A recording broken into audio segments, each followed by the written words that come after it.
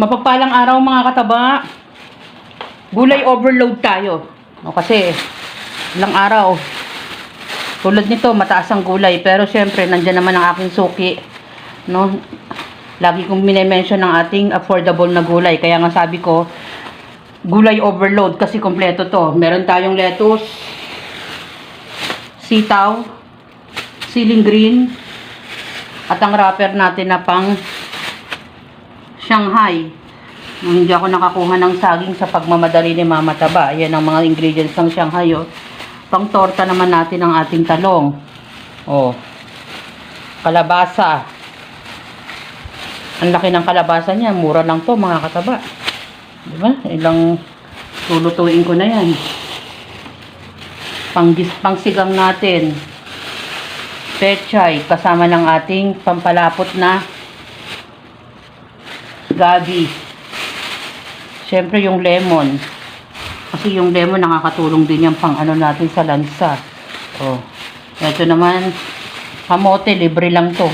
Hiningi ko na lang yung kamote na yan dahil wala na siya. Oh. Kahit sabihin mong 5 piso lang yan papatak, malaking bagay yan. Broccoli. Oh. Repolyo. Yan, mga iba't ibang klaseng luto na yung repolyo. At meron naman tayong, wag na muna yung prutas. Sabi ko nga, yung gulay ang ano natin. Carrot, carrots, sayote. Yan. Yan, yung ano naman na din natin, pang dressing natin ng pipino. Ang mahal, mga kataba, yung ating patatas. Yan. Mataas ang patatas. Pero nakukuha pa rin natin ng affordable ang ating patatas. Dalawang klase lang ng prutas. Meron pa kasing mga gulay sa ilalim. Mangga at ang ating melon. Sinasama ko na rin ang pagbili ng mantika at kamatis. Ang ganda ng kamatis niya, oh, mga kataba. Pag kumukuha kasi ako ng kamatis, yung hilaw pa. Kasi para hindi agad siya masira, hindi agad-agad tayo masisiraan ng gulay. Kaya ganun yung ginagawa ni Mama Taba sa kamatis. Yan, gagawa naman tayo ng bagis. Baga ng baboy at giniling. Meron tayong konting chicken at hotdog. Yan, ito yung mini-mention ko. Bumili tayo ng ganito mga kataba. Burong mustasa.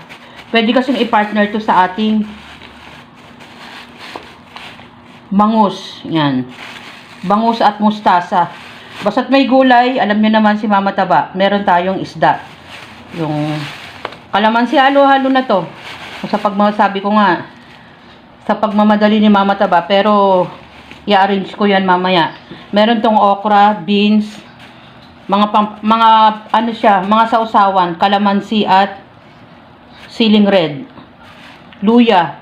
Halos ano naman kasi ito mga kataba, hindi na niya ito halos kinikilo. Titignan niya lang yan. O sige, ganito na lang yan. Ganun ka, ano yung ating suki. Ganun ka napaka-considerate ng ating suki. So yan, hindi ko na mabanggit yung tamang gusto kong sabihin. Pero sa mga ganitong bagay, napaka-thankful ko talaga. Dahil malaki yung nasisave natin. So yan ang ating pinamili. Sabi ko nga, gulay overload. Konti lang yung binili nating karne. Dahil alam nyo naman ang karne to follow. Pero ang importante sa atin ay ang ating gulay. Malaking bagay na to. At matagal na tong lulutuin na naman. No, yung sari-saring putahin na naman ang gagawin ni Mama Taba dyan. At yung magiging safe na tayo bilang nanay na hindi na tayo bili ng bili sa labas. Kasi malaking bagay yung meron tayong stock. So yan mga kataba, sana nakakapag-budget din tayo ng maayos at kung ano lang yung kasya nating pera na matagal nating makukonsume yung pagkain at masisihan yung ating pamilya. Bye mga kataba!